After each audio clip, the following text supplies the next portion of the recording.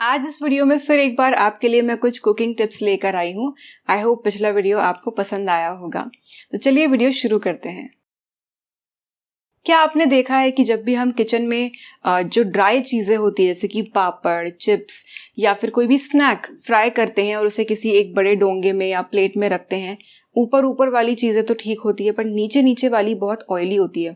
ऊपर वाले fried chips में से, पापड़ में से जो उतरा हुआ ऑयल होता है वो नीचे वाले चिप्स पापड़ पे चला जाता है और फिर जो प्लेट पर जाता है उससे भी सब ऑयली ऑयली हो जाता है। तो इस तरह की चीज़ें अगर आप फ्राई कर रहे हैं, रादर कोई भी डीप फ्राइड चीज़ आप बना रहे हैं, समोसा ही क्यों ना हो, उसे आप नॉर्मल प्लेट या डोंगे या परात में रखने की बजाय किसी जाली वाले बर्तन पर रखिए। मतलब आपके पास कोई भी जाली हो, कोई बड़ी छलनी हो या फिर स्पेशल जो जाली आती है, बड़ी बड़ी आजकल बास्केट्स आती है वैसी हो, उसमें रखें। इसके दो फायदे हैं।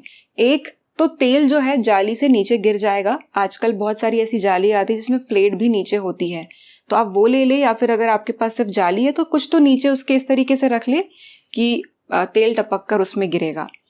तो तेल टपक कर निकल जाएगा जाली में से। और अगर कुछ कुरकुरी क्रिस्पी चीज़ें हैं जो जल्दी से नरम नहीं पड़नी चाहिए, सिलनी नहीं चाहिए, जैसे थोड़े से क्रिस्पी पकोड़े होते हैं, तो वो ज़्यादा देर तक क्रिस्पी रहेंगे। किसी बंद या फिर दूसरे क्लोज्ड बर्तन पतीले में वो नरम या नरम पड़ सकते हैं, इसमें ऐसा नहीं होगा। तो ज़रूर ट्राई करें, फ्राइड चीज़ों के लिए कोई जाली को यूज़ करके देखें। आपने देखा होगा कि एयर फ्रायर की कुकिंग में कम तेल यूज़ करने के लिए सिलिकॉन ब्रश यूज़ किया जाता है, या फिर जो कुकिंग ऑयल की स्प्रे बॉटल होती है वो यूज़ की जाती है। इससे क्या होता है कि मुझे तो कुकिंग ऑयल स्प्रे बॉटल कुछ चीज़ों के लिए ज़्यादा बेटर लगती है, क्योंकि टच भी नहीं करना पड़ता, ब्रश भी ख़राब नहीं होता, तो ऑयल का कम यूज़ हो जाता है। तो इस तरह की कुकिंग ऑयल की स्प्रे बॉटल या फिर सिलिकॉन ब्रश आप तवे पर भी यूज़ कर सकते हैं। अगर आप कबाब या टिक्की बना रहे हैं तो आप स्प्रे बॉटल से थोड़ा सा तेल पहले आप तवे पर लगा दें, और फिर जब पलटेंगे या फिर अगर आपको बीच में लगता है थोड़े और ऑयल की ज़रूरत है तो स्प्रे कर लें। तो स्प्रे से आपका एक फ़ायदा होगा कि कम चीज़ें आपकी ख़राब होंगी, और यानी ब्रश वगैरह नहीं आपको लेना पड़ेगा, तेल भी कम यूज़ हो जाएगा। तो ना केवल एयर फ्रायर पर इस तरह की चीज़ों का यूज़ आप अपने किचन में गैस स्टोव या इंडक्शन यूज़ करते समय भी कर सकते हैं। क्या आपके साथ ऐसा होता है कि आलू के पकौड़े बना रहे हैं, पालक के पकौड़े बना रहे हैं, ज़्यादा ऑयली बन रहे हैं? मैंने आलू और पालक के पत्ते की बात इसलिए की क्योंकि जो नॉर्मल गोल वाले पकौड़े होते हैं उनमें उतनी ऑयलीनेस पता नहीं चलती, वो जल्दी ऑयली नहीं बनते हैं अनलेस बहुत ज़्यादा अगर सोडा डाल दिया गया हो तो इस तरह के जो आलू और पालक के पत्ते के पकौड़े हैं, एक तो चीज़ आपको ध्यान रखनी है कि बैटर बनाते समय एकदम मामूली सा सोडा या फिर तेल डालना है, ज़्यादा नहीं डालना है। थोड़ा भी ज़्यादा अगर सोडा वगैरह डल गया तो ऑयली बन जाते हैं। दूसरी और बहुत इंपॉर्टेंट चीज़ कि इन्हें आपको मीडियम या मीडियम टू हाई फ्लेम पर ही फ्राई करना है। ये सोचकर कि ये कच्चे रहेंगे या ज़्यादा क्रिस्पी बन जाएंगे तो हम लो पर फ्राई करते हैं, ये गलत अप्रोच होगी। इससे आलू के पकौड़े, पालक पत्ते के पकौड़े ज़्यादा ऑयली बन जाएंगे। तो बेस्ट है medium to high flame, crispy भी बनेंगे, जल्दी भी फ्राई हो जाएंगे और कम ऑयली बनेंगे। जब वही सब्जी और दाल खाकर हम बोर हो जाते हैं तो कोफ्ते वाली करी भी बनाते हैं। वो एक अच्छा ऑल्टरनेट होता है, स्वाद भी बदल जाता है, मज़ा भी आता है, सब्जियां भी खाई जाती है इस बहाने।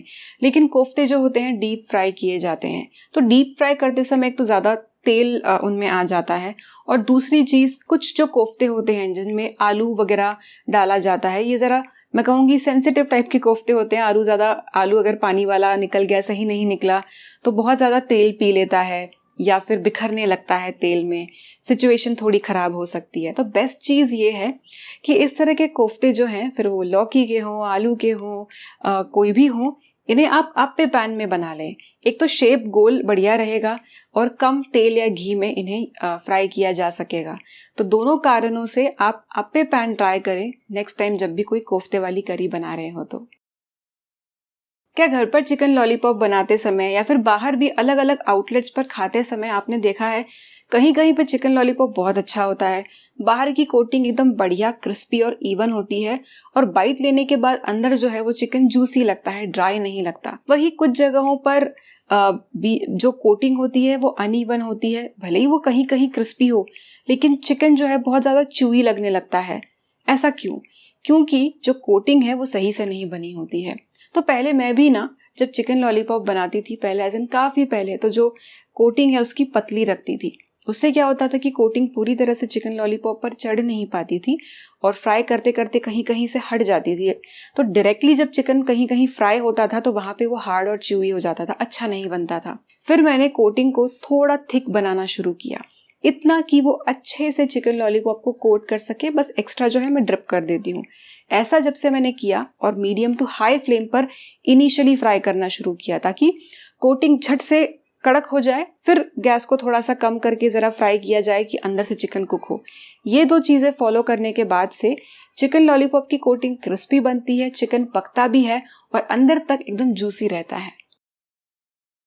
काफ़ी लोगों की शिकायत होती है कि पूरन पोली जो है या आलू का पराठा है, ये बेलते समय ही फटने लगता है साइड्स में। तो इस तरह के जो पराठे होते हैं जिनमें जो स्टफिंग होती है सॉफ्ट वाली होती है, आलू की या फिर पूरन पोली की स्टफिंग, इनमें या फिर सिमिलर स्टफिंग, इनमें सबसे इम्पोर्टेंट इन जनरल हर पराठे में ये बहुत जरूरी है कि जो आपका स्टफिंग है, फिलिंग है, वो जितना नरम है उतना ही नरम बाहर का आटा भी हो। अगर आप सॉफ्ट आलू वाली स्टफिंग बना रहे हैं, सॉफ्ट पनीर वाली स्टफिंग है या फिर सॉफ्ट पूरन पोली वाली स्टफिंग है, तो उतना ही सॉफ्ट आप आटा गूंदे। आटा जब नरम गूंधा जाएगा तो वो आपकी स्टफिंग के साथ आसानी से बेला जाएगा। वही अगर जो आटा है थोड़ा सा अगर हार्ड बेला गया, गूंधा गया और उसमें अगर आप डालेंगे सॉफ्ट आलू की या फिर पूरन पोली की स्टफिंग, तो जैसे ही बेलने लगेंगे ऐसे एकदम बर्स्ट होके किनारों से यहाँ वहां से स्टफिंग निकलने लगेगी। एक बार ये वाली टिप ट्राई करके देखें कि आटा भी वैसा ही उतना ही लूज गूंधे